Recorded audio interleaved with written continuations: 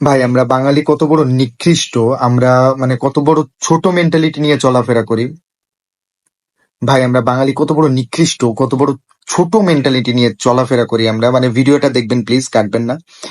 এখান থেকে 2 দিন আগে তনিয়াপুরে সবাই চেনেন। তনিয়াপু আমার প্রচন্ড ফেভারিট, আমি ওনাকে খুবই ভালোবাসি। সো তনিয়াপু, তার হাজবেন্ড মারা গেছে ব্যাংককে। সে হচ্ছে একটা পোস্ট করছে, বা বিভিন্ন সোশ্যাল মিডিয়াতে বলেন, সরকারি বেসরকারি সমস্ত টিভি চ্যানেলে বলেন, তাকে নিয়ে নিউজ হচ্ছে যে তার হাজবেন্ড মারা গেছেন। সবাই দুঃখ প্রকাশ করছেন। একটা হাজবেন্ড মারা গেছেন ভাই, এটাতে দুঃখ প্রকাশ করা ছাড়া অন্য কিছু করার কোনো মানে ওয়ে নাই। একটা মানুষ, সে একটু বয়স্ক হোক বা জোয়ান হোক, যাই হোক, একটা মানুষ মারা গেছে, এটা নিয়ে সত্যি আমারও খুব খারাপ লাগছে। মেয়েটা আসলে অনেকটা ধাক্কা খেয়ে মানুষটার কাছ থেকে অনেক ভালোবাসা পেয়েছে, এটা খুবই ভালো লাগতো আমার।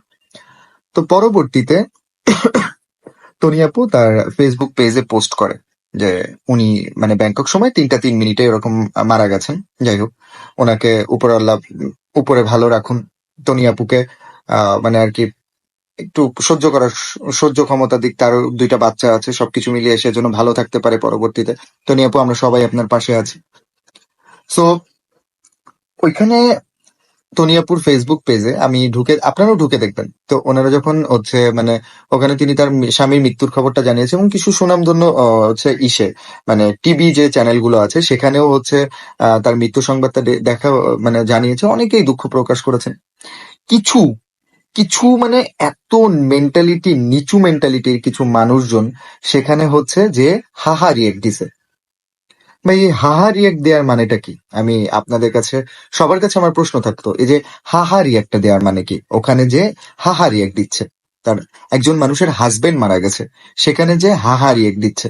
ভাই তোদের বাপ মা মারা গেলেও না, বিশ্বাস কর, কেউ না কেউ এই হাহাটা তোদেরকে দিবে।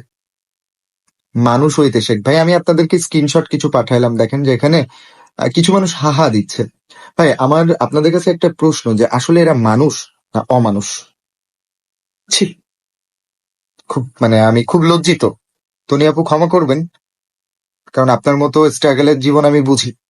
সো ক্ষমা করবেন সবাইকে। আর সৃষ্টিকর্তা আপনাকে ভালো রাখুন, আর এইসব মানুষদেরকে সত্যি শাস্তি দিক।